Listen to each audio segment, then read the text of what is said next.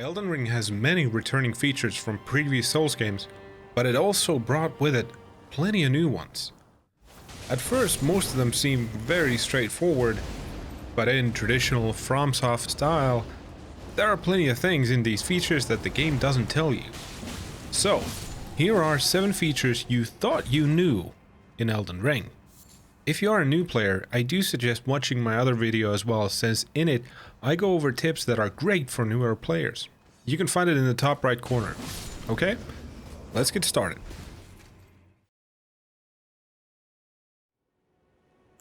Unique weapon art is nothing new to FromSoft games, but Elden Ring brought with it the ability to switch your weapon arts around. With Ashes of War, you can swap them around freely between non-unique weapons, with certain limitations though.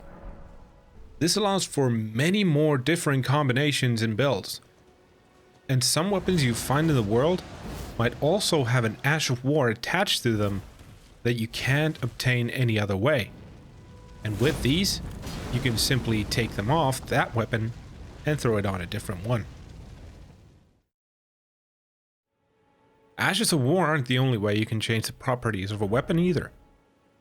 Adding an element temporarily to a weapon has been possible in the Souls games for a long time. And adding an element permanently is not new to Elden Ring either.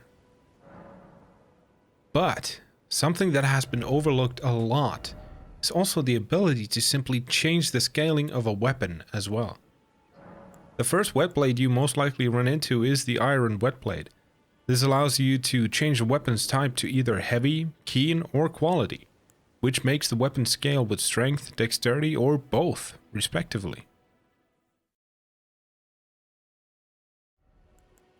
While you are playing around with scalings, you might also want to know what the different scalings actually do.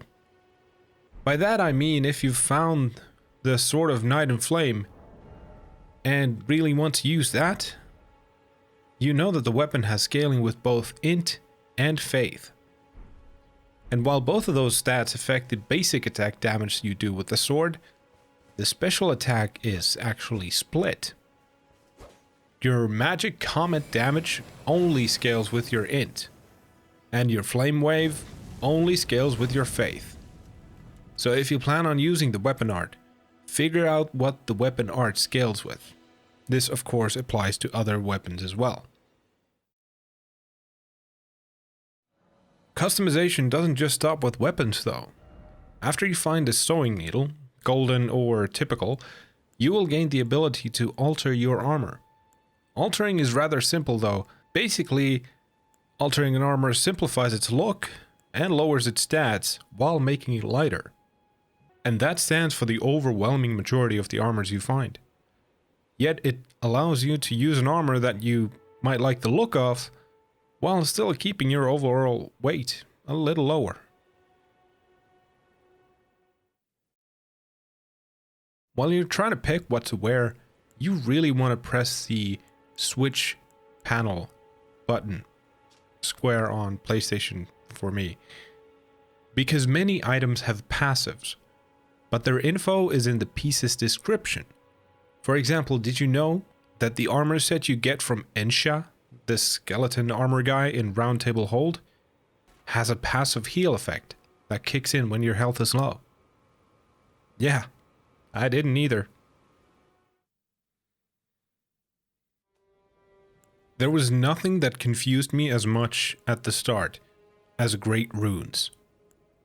The game tells you they're a big deal, and the bonuses look really damn good. But, unlike most of us probably thought at first, you don't get any benefit from them until you obtain it, activate it at a tower, assign it at a grace, and then use a rune arc. Now the buff is on, until you die. If you die, the buff is gone, and you need to use a rune arc to reactivate it.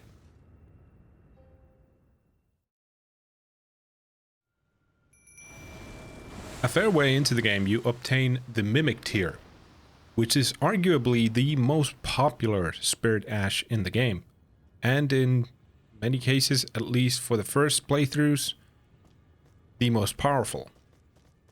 But something you might not know is that besides taking your armor, weapons, and spells, the Mimic tier is also ready to utilize anything that you have equipped in your inventory slots.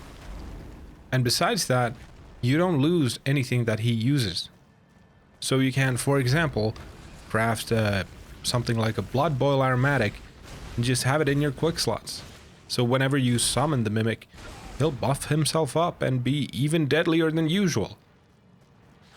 And of course this applies to anything else you can throw on your quick slots.